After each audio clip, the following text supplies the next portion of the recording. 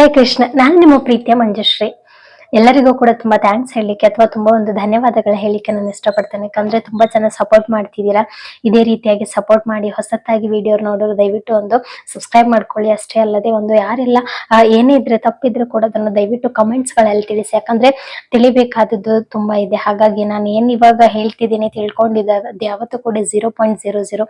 ಹಾಗಾಗಿ ನಾನು ಕಲಿಬೇಕು, ನಿಮ್ಮಿಂದ ಕಲಿತೇನೆ ಅಥವಾ ಇನ್ನೂ ಕಲಿಬೇಕಾದದ್ದು ತುಂಬಾ ಇರ್ತದೆ. ಹಾಗಾಗಿ ನನ್ನ ತಪ್ಪುಗಳಿದ್ದಲ್ಲಿ ದಯವಿಟ್ಟು ಕಮೆಂಟ್ಸ್ ಮಾಡಿ ಅದನ್ನ ನಾನು ಸರಿ ಮಾಡ್ಕೊಳ್ತೇನೆ. ಹಾಗೆ ನಿಮ್ಗೆ ಏನಾದ್ರೂ ಯಾವ್ದರ ಬಗ್ಗೆ ಆದ್ರೂ ಒಂದು ಸಂಶಯ ಇದ್ರೆ ಅಥವಾ ಏನಾದ್ರೂ ಡೌಟ್ಸ್ ಇದ್ರೆ ಅಥವಾ ಯಾವ ರೀತಿಯಾಗಿ ನಾನು ವಿಡಿಯೋಗಳನ್ನ ಮಾಡ್ಬೇಕು ಅಥವಾ ಯಾವ ದೇವರ ಬಗ್ಗೆ ಅಥವಾ ಒಂದು ಮಂತ್ರಗಳ ಬಗ್ಗೆ ಆಗಿರ್ಬೋದು, ದೇವರ ಪವರ್ಗಳಾಗಿರ್ಬೋದು, ಹೀಗೆ ನಾನು ನಿಮ್ಗೆ ಏನೇ ಇದ್ರೆ ಕೂಡ ಅದನ್ನ ಕಮೆಂಟ್ಸ್ ಅಲ್ಲಿ ತಿಳಿಸಿ. ದಯವಿಟ್ಟು ನಾನು ಅದನ್ನ ಮಾಡ್ಲಿಕ್ಕೆ ನಾನು ಪ್ರಯತ್ನ ಪಡ್ತೀನಿ ಅಂತ ಹೇಳ್ತಾ ಶ್ಲೋಕ ಒಂದು ಭಗವದ್ಗೀತೆ ಒಂದು ಅಧ್ಯಾಯ 2ರಲ್ಲಿ ಇದ್ದೇನೆ. ತುಂಬಾ ಜನ ವಿಡಿಯೋಗಳನ್ನ ನೋಡ್ತಿದ್ದೀರಾ. ಇದೇ ರೀತಿಯಾಗಿ ನೋಡಿ ಯಾವತ್ತೂ ಕೂಡ ನನಗೆ ಸಪೋರ್ಟ್ ನೀಡಿ ಅಂತ ಹೇಳಿಕ್ಕೆ ನಾನು ಇಷ್ಟಪಡ್ತೇನೆ.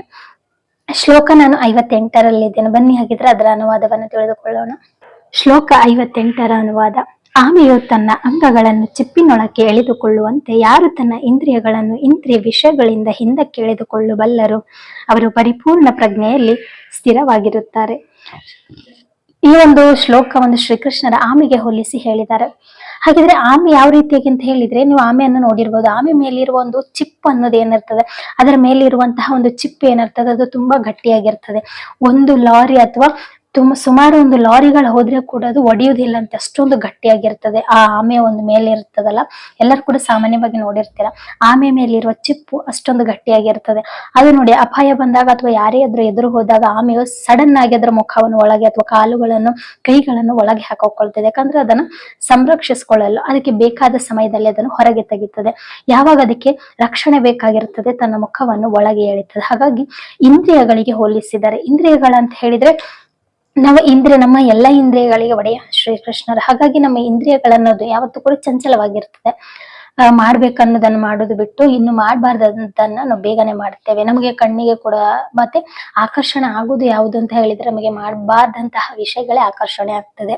ಹಾಗಾಗಿ ಶ್ರೀಕೃಷ್ಣ ನಮ್ಮ ಇಂದ್ರಿಯಗಳನ್ನು ಯಾವಾಗ ನಾವು ಒಂದು ಗಟ್ಟಿಯಾಗಿ ಇಟ್ಕೊಳ್ತೇವೆ ನಾವು ಕೂಡ ಸಂರಕ್ಷಣೆ ಆಗಿರ್ತೇವೆ. ಯಾವ ರೀತಿ ಆಮೆ ಆ ಇಂದ್ರಿಯಗಳನ್ನು ಅವ್ರು ಹೊರಗೇನೆ ಇಟ್ಟಿದ್ರೆ ಆಮೆ ಸತ್ತು ಹೋಗ್ತಿತ್ತು, ಅಥವಾ ಅದು ರಕ್ಷಣೆ ಮಾಡ್ಕೊಳ್ಳದಿದ್ರೆ ಆಮೆಗೆ ಒಂದು ಅಪಾಯ ಒಂದು ಸಿಗ್ತಿದೆ. ಹಾಗಾಗಿ ಶ್ರೀಕೃಷ್ಣರು ಹೇಳ್ತಾರೆ ಇಂದ್ರಿಯಗಳನ್ನು ಯಾವತ್ತೂ ಕೂಡ ನಮ್ಮ ಸ್ಥಿರತೆಯಲ್ಲಿ ಇರ್ಬೇಕಂದ್ರೆ ನಮ್ಮ ಕಂಟ್ರೋಲ್ ಅಲ್ಲಿ ಇರ್ಬೇಕು.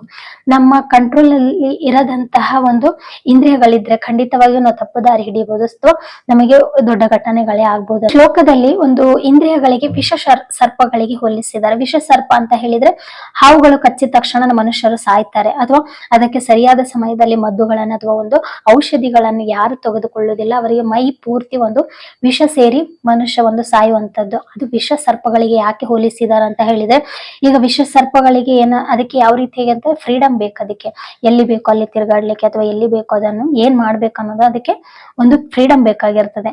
ಅದೇ ಒಬ್ಬ ಹಾವಾಡಿಸೋನು ಯಾವ ರೀತಿಯಾಗಿ ಅದನ್ನು ಕುಣಿಸ್ತಾನೆ ಅದೇ ರೀತಿಯಾಗಿ ನಮ್ಮ ಇಂದ್ರಿಯಗಳನ್ನು ಹಾವಾಡಿಸೋನ ತರ ಇರ್ಬೇಕು. ಹಾವು ನೋಡಿ ಎಷ್ಟೇ ವಿಷ ಸರ್ಪ ಆಗಿದ್ರೆ ಕೂಡ ಅದನ್ನು ಒಂದು ಯಾವುದು ಹಾವಾಡಿಗನ ಒಂದು ಹಿಡಿತದಲ್ಲಿ ಇರ್ತದೆ.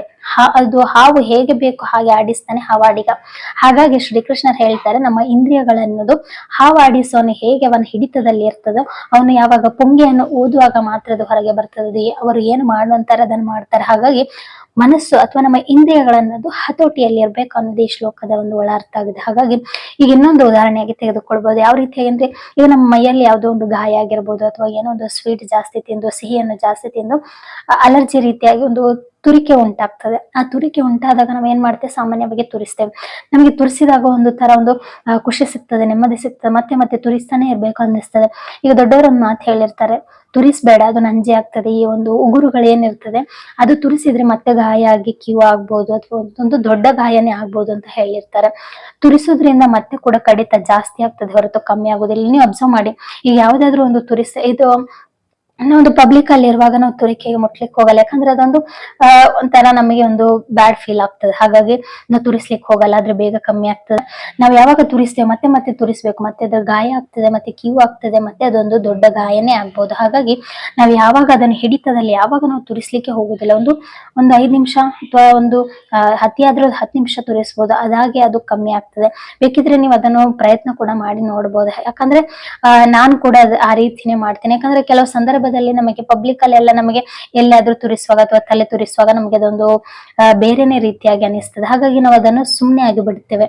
ಅದೇ ರೀತಿಯಾಗಿ ನಾವು ನಿಜ ಜೀವನದಲ್ಲಿ ಕೂಡ ಅದೇ ರೀತಿಯಾಗಿ ಎಂತ ಹೇಳ್ತಾರೆ, ನಮ್ಮ ಇಂದ್ರಿಯಗಳನ್ನು ಕಂಟ್ರೋಲ್ ಅಲ್ಲಿ ಇಡ್ಬೇಕು. ಈಗ ನಮಗೆ ಮಾಡಬೇಕು ಅನ್ನುವಾಗ ಮಾಡಿ ತೋರಿಸ್ಬೇಕು ಅಥವಾ ಮಾಡ್ಲೇಬೇಕು. ಹೊರತಾಗಿ ಯೋಚನೆಗಳು ಮಾಡುದು ಅಥವಾ ಅದೇ ರೀತಿಯಾಗಿ ಮಾಡೋದ್ರಿಂದ ನಮ್ಮ ಇಂದ್ರಿಯಗಳು ನಮ್ಮ ಕಂಟ್ರೋಲ್ ಅಲ್ಲಿ ಇರಲ್ಲ. ಹಾಗಾಗಿ ಇಂದ್ರಿಯಗಳು ನಮ್ಮ ಜೊತೆ ಕಂಟ್ರೋಲ್ ಅಲ್ಲಿ ಇರದಿದ್ರೆ ನಮ್ಮದು ಏನೇ ಒಂದು ಗುರಿ ಉದ್ದೇಶ ಅಥವಾ ನಮ್ಮದು ಖುಷಿಗಳು ಏನೇ ಇದ್ರೆ ಕೂಡ ಅದು ಮಾಡ್ಲಿಕ್ಕೆ ಸಾಧ್ಯನೇ ಇಲ್ಲ ಅಂತ ಹೇಳ್ಬೋದು. ಹಾಗಾಗಿ ನಮ್ಮ ಇಂದ್ರಿಯಗಳನ್ನು ಅಥವಾ ನಾವ್ ಏನ್ ಮಾಡ್ಬೇಕು ಅದನ್ನು ನಮ್ಮ ಕಂಟ್ರೋಲ್ ಅಲ್ಲಿ ಇಟ್ಕೊಳ್ಳೋದು ಮೊದಲು ನಾವು ಕಲಿಬೇಕು. ಹಾಗಾಗಿ ಅರ್ಜುನರಿಗೆ ಯಾವ ರೀತಿಯಾಗಿ ಭಯ ಅಂದ್ರೆ ತನಗಾಗಿ ಮಾಡದಿದ್ರೆ ಕೂಡ ಈ ಒಂದು ಧರ್ಮಕ್ಕಾಗಿ ಮಾಡುವಂತಹ ಒಂದು ಸಂದರ್ಭದಲ್ಲಿ ಅರ್ಜುನರಿದ್ದಾರೆ. ಹಾಗಾಗಿ ಶ್ರೀಕೃಷ್ಣರವರಿಗೆ ಸಂದೇಶ ಕೊಡೋದು ಯಾವ ರೀತಿಯಾಗಿ ಅಂತ ಹೇಳಿದ್ರೆ, ನಿನ್ನ ಇಂದ್ರಿಯಗಳನ್ನು ನಿನ್ನ ಕಂಟ್ರೋಲ್ ಅಲ್ಲಿ ಇರ್ಬೇಕೆ ಹೊರತು ಬೇರೆಯವರ ಒಂದು ಹಿಡಿತದಲ್ಲಿ ಇರಬಾರ್ದು ಅನ್ನೋದನ್ನ ಶ್ರೀಕೃಷ್ಣರು ಒಂದು ಅರ್ಜುನರಿಗೆ ಬೋಧನೆ ಮಾಡುವಂತಹ ಶ್ಲೋಕ. ಹಾಗಾಗಿ ಈ ಶ್ಲೋಕ ಮನುಕುಲಕ್ಕೆ ಕೂಡ ಒಂದು ಮನಮಟ್ಟುವಂತಹ ಒಂದು ಶ್ಲೋಕ ಅಂತಾನೆ ಹೇಳ್ಬೋದು. ಹಾಗಾಗಿ ನಮ್ಮ ಇಂದ್ರಿಯಗಳನ್ನ ಆದಷ್ಟು ನಮ್ಮ ಕಂಟ್ರೋಲ್ ಅಲ್ಲಿ ಇಟ್ಕೋಬೇಕು. ಯಾವಾಗ ಅದನ್ನ ನಮ್ಮ ಹಿಡಿತದಲ್ಲಿ ಇರ್ತದೆ ಅಷ್ಟೇ ನಾವು ಒಳ್ಳೆ ವ್ಯಕ್ತಿಗಳಾಗ್ಬೋದು ಅಥವಾ ಸಮಾಜದಲ್ಲಿ ಒಂದು ಒಳ್ಳೆಯ ವ್ಯಕ್ತಿಯಾಗಿ ಮೆರಿಬಹುದು ಅಂತ ಹೇಳಿಕ್ಕೆ ಇಷ್ಟಪಡ್ತೇನೆ. ಹಾಗಾಗಿ ಶ್ಲೋಕ ಇಷ್ಟ ಆದ್ರೆ ದಯವಿಟ್ಟು ಸಬ್ಸ್ಕ್ರೈಬ್ ಮಾಡ್ಕೊಳ್ಳದೆ ಇರೋರು ಸಬ್ಸ್ಕ್ರೈಬ್ ಮಾಡ್ಕೊಳ್ಳಿ. ಹಾಗೆ ಏನೇ ಇದ್ರೂ ಕೂಡ ಕಮೆಂಟ್ಸ್ ಅಲ್ಲಿ ತಿಳಿಸಿ ಅಂತ ಹೇಳ್ತಾ ಶ್ಲೋಕಕ್ಕೆ ವಿರಾಮಗೊಳಿಸುತ್ತಿದ್ದೇನೆ. ಜೈ ಶ್ರೀರಾಮ್.